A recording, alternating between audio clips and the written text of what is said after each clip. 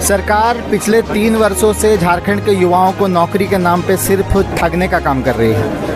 सरकार जब गद्दी पे बैठी थी तो इस वादे को करके बैठी थी कि 5 लाख नौकरी हर साल देंगे, लेकिन 2 साल कोरोना का बहाना करके निकाल दी। तीसरा साल में सरकार जो है वो नियोजन नीति बनाती है, एक विवादित नियोजन नीति बनाती है, जो कि पहले ही हम लोग ट्विटर कैंपेन के माध्यम से सरकार को संदेश देने का प्रयास किए थे कि ये नियोजन नीति कोर्ट में नहीं टिकने वाली है।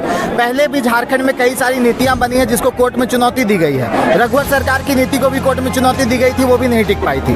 तो ऐसी नियोजन नीति जानबूझ के बनाया गया ताकि ये 1 साल 1.5 साल और टल जाए मामला। सरकार की नीयत ही नौकरी देने की नहीं है। हाल ही में आपने देखा कि कोर्ट में नियोजन नीति जो है रद्द कर दिया गया, संवैधानिक बता दिया गया, क्योंकि उसमें भेदभाव किया गया, उसमें मौलिक अधिकारों का उल्लंघन किया गया।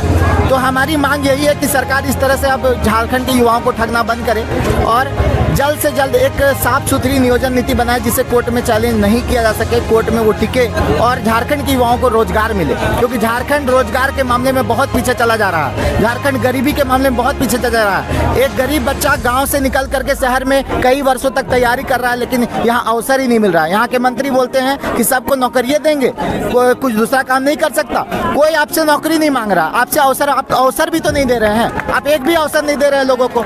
एक वैकेंसी जेपीएससी आप निकाले, उसमें 251 सीट के लिए वैकेंसी निकाले और सब जगह ढिंडोरा पिट रहे हैं। उसमें भी आप मार्कशीट जारी अभी तक नहीं किए हैं। कोर्ट जब बार बार डांट रहा है तो मार्कशीट जारी करने का बात कर रहे हैं। तो बहुत दुर्भाग्य है इस राज्य का, झारखंड के युवाओं को लगातार ठगा जा रहा है। सर, जैसा कि नियोजन नीति के तहत 7 लाख झारखंड के युवाओं की तरफ आवेदन किया गया था, तो अब उनका क्या होगा सर, कुछ बताना चाहेंगे? फिलहाल तो उस नियोजन नीति के रद्द होने से जितनी भी वैकेंसी निकली हुई थी फिलहाल तो वो रद्द हो गया है।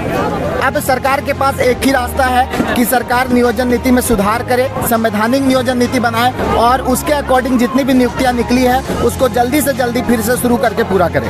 तो आप लोग यहाँ पे अगर इस मामले को अगर देखा नहीं गया तो कब तक आप लोग यहाँ धरना प्रदर्शन में बैठे रहेंगे? हम लोगों की आवाज़ सरकार तक पहुँचनी चाहिए। हम लोग धरना तब तक बैठेंगे जब तक सरकार कुछ पॉजिटिव स्टेटमेंट ना दे दे। सरकार सिर्फ आश्वासन देती आई है, सरकार को फैसला लेना होगा कि हम क्या कर रहे हैं। सरकार को किसी भी हालत में सुप्रीम कोर्ट नहीं जाने देंगे इस नियोजन नीति को लेकर के, क्योंकि उससे छात्रों का 1 साल और बर्बाद होगा।